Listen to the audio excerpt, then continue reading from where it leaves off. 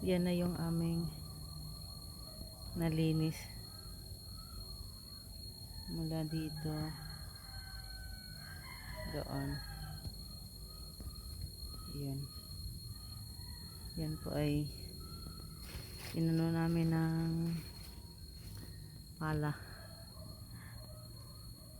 kasi taniman daw namin ngayon pagdating niya. May therapy pa kasi si grandpa. Yung doon sa kabila ano pa yun, madamo pa.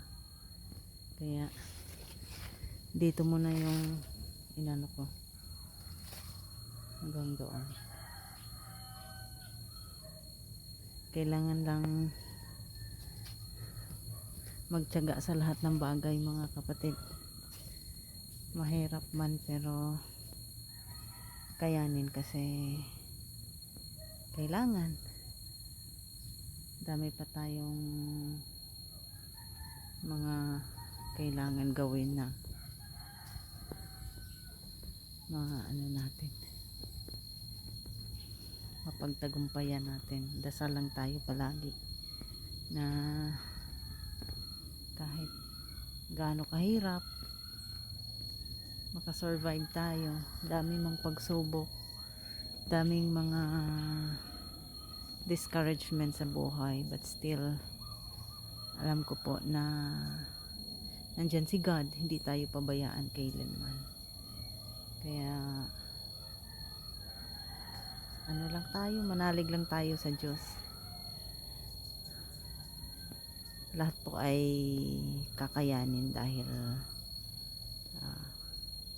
nandyan ang Panginoon. Kaya maraming salamat po sa inyo. Sana po ay patuloy nyo pong subaybayan yung aking mga videos dito po to sa farm ng auntie ko. Kita ko sa inyo yung nalinis ko mula dyan hanggang doon. Yun yung malinis na yun hanggang doon. Yun yung may mga tambak yan. Laki-laki na rin.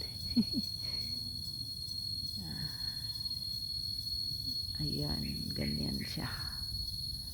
Kaya magpahinga muna. Akits kasi ako ay nahihingal. Pagod ang person. Pagdating sa bahay, dami pa rin gawain. Yung labahin ko, tinapos ko kagabi. Ewan ko kung may naghatid ngayon. Hindi. Yan na naman ang titirahin ko mamaya. Ganito ka hirap ang buhay ko.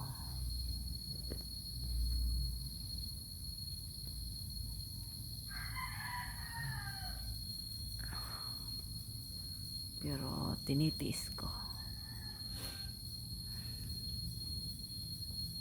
Masabi lang nila na maluho daw ako. Ano bang maluho dan?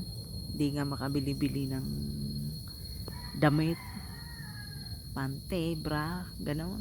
Wala. Dahil may mga anak akong kailangan kong suportahan. Kahit man hindi ko maibigay sa kanila yung marangyang buhay, pero nagsikap po ako talaga. Masabi lang sa iba dyan na ganun ako, pero okay lang yan. Tanggap ko yung mga sinasabi nila kasi noon pa yun. Parang nasanay na lang ako. Yun bang tipong parang wala kang nagawang tama sa buhay, laging sa tingin nila ay mali at saka hindi maganda. Kahit yung anak ko matindi rin magsalita sa akin, pero okay lang yun. Mahirap ako siguro pag may pera, ayun, mabango sa kanila, pero kalahati lang yan. Yung ganyan na kalaki yung nalinis namin, no? Halos magkalahati na. Kaya, thank you everyone.